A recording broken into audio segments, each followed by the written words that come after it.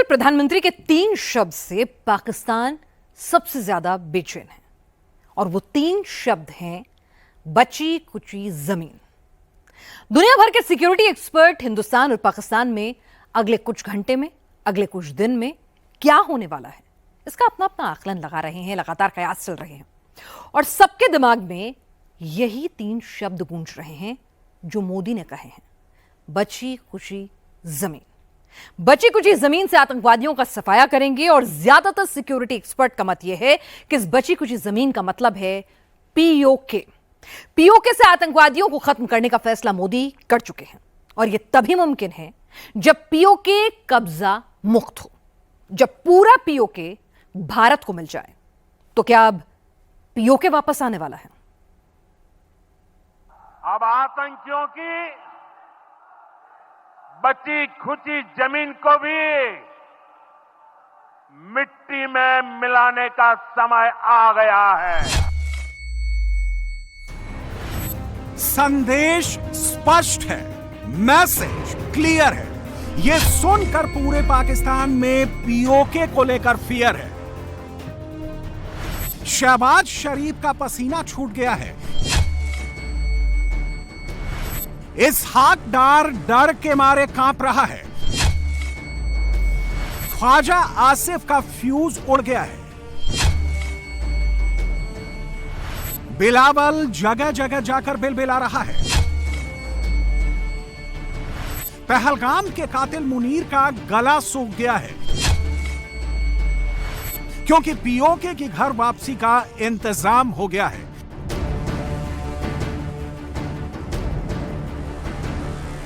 शहबाज से लेकर मुनीर तक सब जानते हैं, मोदी जो कहते हैं वो जरूर करते हैं। इशारा साफ है, मोदी की पीओके की तरफ आंख है।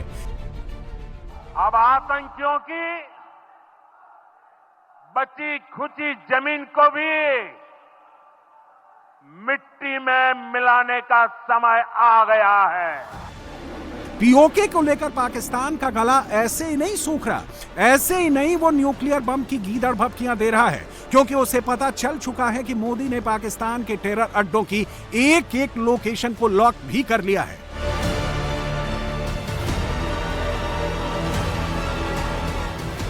इंडियन आर्मी के पास पुख्ता इंफॉर्मेशन है कि पहलगाम के आतंकी पीओके में बनाई गई पाकिस्तान की टेरर फैक्ट्री से ही आए थे। इंटेलिजेंस सूत्रों के मुताबिक एलओसी के पास पाकिस्तान के कब्जे वाले कश्मीर में 42 टेररिस्ट लॉन्च पैड एक्टिव हैं, जहां लॉन्च पैड पर 150 से 200 आतंकी मौजूद हैं। दुदनियाल है, अब्दुल बिन मसूद, चेलाबंदी, मनसताया, मैच फैक्ट्री, देवलिया, घड़ी दुपट्टा, सफेदा, हलन सुलामी, बाग, अलियाबाद, फॉरवर्ड कहुटा, रावलापोर्ट, डोंगी, तत्तापानी, हजीरा, सेंसा, कोटली, निकाल, पलानी, बारला, पलक मीरपुर, फगोश, गुलपुर, कुंड, समानी, कोटेरा, खुइरट्टा में आतंकियों के लॉन्च पैड्स हैं, जबकि पीओके में ही 14 टेरर कैंप हैं, जहां पर जैश और लश्कर के आतंकियों को मुनीर की आर्मी ट्रेनिंग देती थी, जो पीओके में जलालाबाद, बटेरसी, खालिद बिन वालिद, शंकियारी, गड़ी बिबुल्ला, मंगल, उमर बिन खिताब, खवेड़ी, अतर शीशा, एबटाबाद, तेरबेला, जफर एक बार बैवा, अल्फा 3 कंट्रोल रूम, काली घाटी हजीरा में मौजूद है। तो एग्जैक्ट मैप का ये देखिएगा, ये 400 जो दिखा रहे हैं 740 किलोमीटर का एलओसी लाइन ऑफ कंट्रोल है और ये कोई बाउंड्री नहीं। इसको 1972 में हमने टेबल पे हार गए, हम 71 में जीते थे। हाजी पीर पास यदि आप इसको देखते हैं तो यहां से ये जो इंडस रिवर है तकरीबन यहां से ऐसे आती है और ये घूमती हुई ये इंडस रिवर जा रही है। देखिए ये जो इलाका है, ये यहां पर मराला हेडवर्क है, ये पूरा इलाका हमारा है। इसके ऊपर गिलगित बाल्टिस्तान का इलाका है, जो ये वाला इलाका है। ये इलाका 38,000 किलोमीटर है और ये इलाका 78,000 किलोमीटर है, 440 किलोमीटर की लंबाई। ये हमारे सीज फायर की लाइन कर दी थी 1947-48 में और इसको 72 समझौता एग्रीमेंट में हमने कह दिया एलओसी और मैप पे साइन कर दिया। Line of control.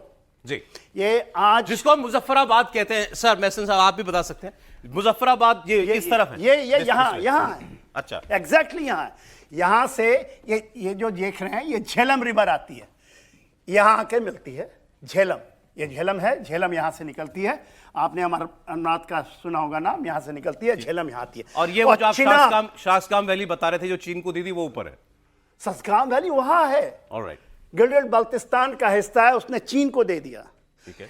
ये जो इलाका है इसको पीओके कहते हैं। यहां से लेकर के और तकरीबन यहां तक है नीलम वैली। ये नीलम वैली है, यहां पर ये हमारा इसको पाकिस्तान ऑक्युपाइड कश्मीर, वो आजाद कश्मीर कहते हैं। मुनीर को इसी बात का खौफ है कि इंडियन आर्मी कभी भी इन लॉन्चिंग पैड और टेरर कैंप को उड़ा सकती है, और यही जानकर पाकिस्तान की नींद उड़ी हुई है। दहशत इस कदर है कि खुद आतंकी लॉन्च पैड छोड़कर भाग रहे हैं। पाकिस्तानी एयरफोर्स आतंकियों को सेफ हाउस में भेज रही है। कई सारे ट्रेनिंग कैंप खाली कराए जा रहे हैं। रिपोर्ट मिली है कि पाकिस्तानी वायुसेना का C-130 आधी रात को लश्कर तैयबा के आतंकियों को निकाल कर ले जा रहा है। लेकिन अब बात बहुत आगे निकल चुकी है। जितना भागना है भाग लो। अब पहलगाम के हत्यारों का अगला ठिकाना जहन्नुम है। जहन्नुम तक पहुंचाने की तैयारी मोदी ने कर दी है। मोदी का टारगेट आतंकियों की जन्नत बना पीओके है, और पीओके हाथ से जाने के डर से पाकिस्तान घबरा रहा है। और घबराहट किस कदर है, ये पीओके से आई इन तस्वीरों में साफ साफ नजर आ रहा है। पाकिस्तानी आर्मी के टैंकों का मूवमेंट किस तरह बढ़ गया है। ये सब पीओके की तरफ भेजे जा रहे हैं। पाकिस्तानी फौज के तोपखानों को ट्रेन से पाकिस्तान की आर्मी LOC पार भेज रही है। ये खौफ मोदी का है, मोदी की शपथ का है, मोदी के संकल्प का है, जो पहलगाम की घटना के बाद मोदी ने 140 करोड़ हिंदुस्तानियों से किया है, जिसका असर यह है कि पाकिस्तान पीओके में भारी भरकम फोर्स भेज रहा है।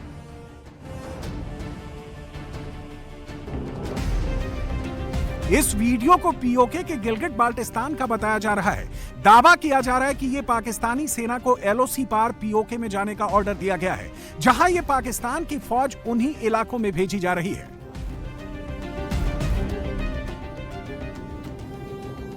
पाकिस्तान के एक नहीं दर्जनों वीडियो घूम रहे हैं। भारत के खौफ से पाकिस्तानी फौज की मूवमेंट बढ़ गई है। पाकिस्तानी सेना के ट्रक, बख्तरबंद गाड़ियों का जत्था बॉर्डर पर भेजा जा रहा है। नीलम वैली की तरह पाकिस्तान की हैवी 28 ट्रक को हैवी लोड के साथ अलग अलग पाकिस्तानी पोस्ट पहुंचाया गया। यह वीडियो ये बताने के लिए काफी है कि पहलगाम टेरर अटैक के बाद LOC के उस पार पाकिस्तान में किस तरह का खौफ है, पाकिस्तानी हुकूमत में किस तरह का डर है, पाकिस्तानी सेना में किस तरह की बेचैनी बढ़ गई है। पाकिस्तान को यह आभास हो चुका है कि कभी भी पीओके पर अटैक हो सकता है।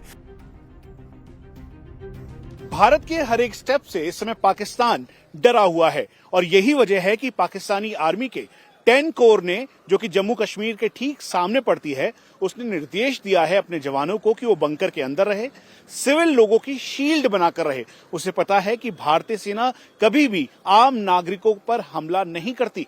उसके साथ साथ जब भी मूवमेंट करे तो पूरा गार्ड लेकर मूवमेंट किया जाए, और इसी वजह से पाकिस्तानी सेना अपने अलग अलग जगहों पर 28 से 30 ट्रकों के माध्यम से सामान, एम्यूनिशन और बाकी की जरूरत की चीजें भिजवा रही है, डिफेंसेस मजबूत कर रही है। इंडिया टीवी को इस बात की भी जानकारी मिली है कि पाकिस्तान इससे डरा हुआ है, सहमा हुआ है। वजह यह है कि पाकिस्तान ऑक्युपाइड जम्मू एंड कश्मीर या फिर उसके आसपास के पूरे इलाके में, यानी नीचे नौशेरा से लेकर गुरेज तक, इस पूरे लाइन ऑफ कंट्रोल पर हर जगह पाकिस्तान ने अपना डिप्लॉयमेंट बढ़ाया है, SSG के कमांडोज को इंक्रीज किया है। उसके अलावा पाकिस्तानी रेंजर्स के कपड़ों में पाकिस्तान की रेगुलर आर्मी डर के मारे बैठी हुई है।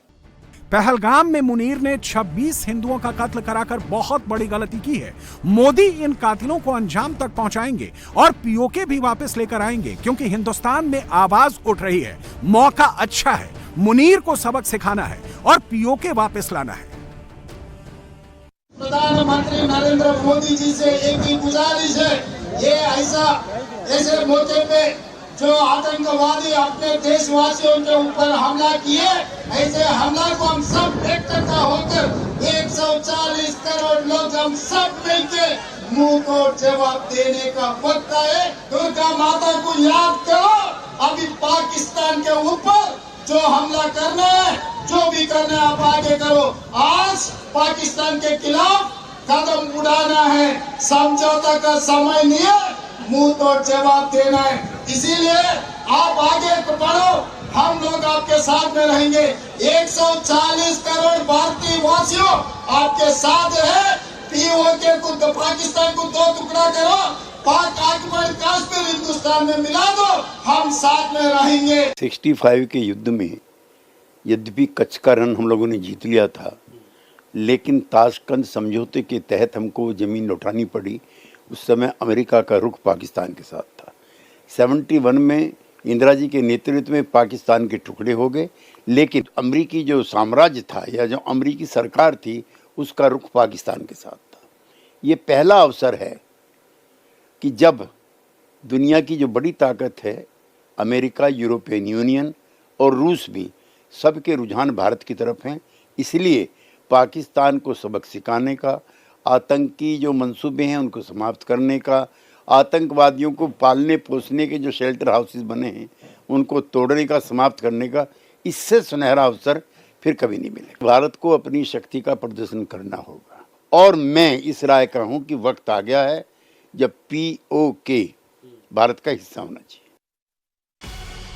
पाकिस्तान में पीओके को लेकर टेंशन है और हिंदुस्तान में पीओके को लेकर मोदी पर अटेंशन है। सवाल है, गिलगिट बाल्टिस्तान में मुनीर ने पाक फौज को भेजना शुरू कर दिया है। ऐसे में क्या पीओके लाना आसान होगा? जवाब है, होगा। नरेंद्र मोदी ऐसे ही नहीं पीओके लाने की बात कर रहे हैं। पीओके में बहुत कुछ मौजूदा हालात भारत के फेवर में हैं। गिलगिट बल्तिस्तान में आज के दिन में वहां की जो आम जनता है वो पाकिस्तान के खिलाफ है। और जब मैं अफगानिस्तान में था वहां से कई बार ये अफगानी बोलते थे मेरे को, जनरल साहब आप इधर से हमला करो, हम इधर से करते, इस देश को खत्म करना है। तो पहली अफगानी कहते थे मिलकर पाकिस्तान बिल्कुल बिल्कुल। मैं जब अपनी डिवीजन कमांड करने आ रहा था पंजाब में, फिरोजपुर में, मेरे को अफगानियों ने बोला सर आप यहां से अटैक करो, हम यहां से करेंगे। अफगानिस्तान को इतनी नफरत है पाकिस्तान से, सबसे हेटेड एनिमी है। देश दोनों मुस्लिम हैं। तो ये जो मुनीर बार बार बात करता है ना, वो धर्म युद्ध कुछ नहीं है ऐसा, वो देश इनको नफरत करता है। तो कहने का मतलब है कल अगर भारत चाहे तो इसके बड़े तरीके हैं। अटैक बाय इन्फिल्ट्रेशन, पहाड़ों से जाके क्या नाम है, हेलीकॉप्टर्स के थ्रू जा सकते हैं। यहाँ पर उनकी फोर्स डिप्लॉयमेंट इतनी नहीं हो सकती है क्योंकि ये खुला इलाका है, हाई एल्टीट्यूड है।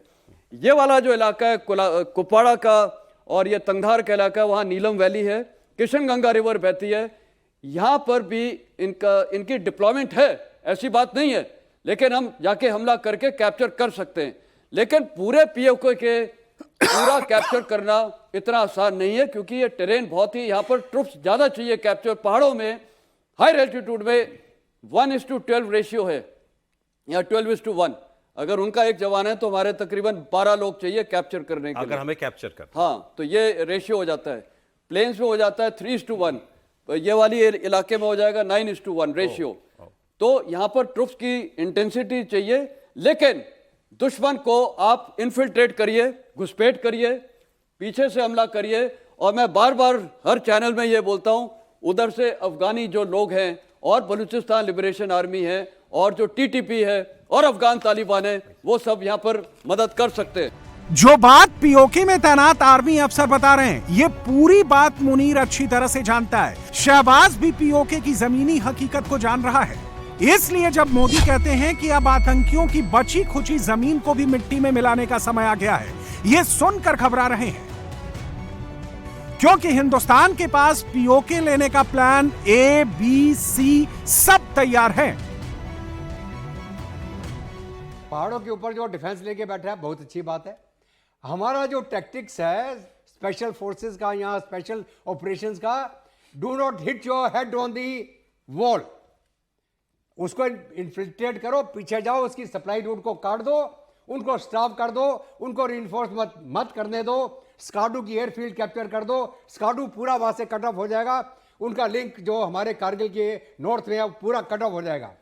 ये ऑपरेशन बहुत बार हमने वॉर गेम किया हुआ है, बहुत आसानी से किया जा सकता है। हमको सिर्फ एयर सुपीरियरिटी चाहिए उस इलाके के ऊपर, ताकि पाकिस्तान की एयर वहां पे कार्रवाई ना कर सके। और हमारी एयरफोर्स में इतनी ताकत है कि पाकिस्तान की एयरफोर्स को वहां हम ऑपरेट नहीं करने देंगे। तो मेरा कहने का मतलब ये है, आप कह रहे हैं सर ये वॉर गेम हो चुका है, कई बार हो चुका है वॉर गेम, बहुत बार हो चुका है, कोई आज की बात थोड़ी है। बस कभी ऑर्डर नहीं मिला। ऑर्डर मिले तो हम कर देंगे। अभी एक बात तो तय है कि इस बार पाकिस्तान को अपनी करतूतों की भारी कीमत चुकानी होगी। इस बार फाइनल हिसाब होगा और यह हकीकत पाकिस्तान की हुकूमत और आर्मी ही नहीं, आम पाकिस्तानी भी जान रहा है। प्राइम मिनिस्टर नरेंद्र मोदी की एक जो है तकरीर बड़ी तेजी से वायरल हो रही है, जिसमें वो बता रहे हैं कि जिन लोगों ने हमला किया और जिन्होंने इसकी साजिश में हिस्सा लिया उनको जी हम नहीं छोड़ेंगे। और शिमला एग्रीमेंट के ऊपर अब बात आ चुकी है, इंडस वाटर ट्रीटी सस्पेंड होगी। अगर पाकिस्तान की बात करें तो हमारी इकोनॉमी का 1/4 जो है एग्रीकल्चर के ऊपर डिपेंड करते हैं। और अगर ये ऑफिशियली कन्फर्म हो गया तो फिर वही जो बात मैं अक्सर कहती हूँ कि इंडिया और पाकिस्तान के बीच अगर नेक्स्ट वॉर होगी तो वो पानी की वार होगी। लेकिन शिमला एग्रीमेंट जिसको इंडिया और पाकिस्तान दोनों ने बड़े प्यारे तरीके से निभाया, दोनों ने जो है बॉर्डर के ऊपर पीस को मेंटेन किया, सीज फायर किया। लेकिन अगर ये एग्रीमेंट कैंसिल हो रहा है तो इसका मतलब है कि भारतीय फौजें हो या पाकिस्तानी फौजें, वो बिना किसी रोक टोक के बॉर्डर के आर पार जा सकती हैं और बिना किसी को कंफर्म किए वहां पे गोला बारूद और असले का इस्तेमाल भी कर सकती है। बहुत ही खतरनाक सिचुएशन है। हमने कश्मीर उनको एक एग्रीमेंट के थ्रू दिया हुआ है। अच्छा, वो जो हमारी बॉर्डर लाइन कश्मीर के साथ लगती है ना, वो एवं नहीं इंडिया के पास है, वो यूएनओ में उन्होंने एग्रीमेंट किया हुआ है। डेट्स वाई हम उनसे ले ही नहीं सकते। ठीक है, पिछले दिनों भी शायद इन्होंने, मतलब हम इंडिया से कश्मीर नहीं ले सकते, आप ये कह रहे हैं? हमारा हक ही नहीं बनता। हमारा हक भी नहीं है। क्यों? कि किस तरह हक है? हाँ। जब आप खुद मुआहिदे पे जाके साइन कर रहे हो कि हम ये हिस्सा आपकी तरफ देते हैं, तो फिर आप किस मुंह से कह रहे हो कि कश्मीर हमारा है? सच तो यह है कि पाकिस्तान कश्मीर के गले की नस नहीं बल्कि गले की फांस बन चुका है और इस बार मुनीर का सारा कंफ्यूजन हिंदुस्तान दूर कर देगा।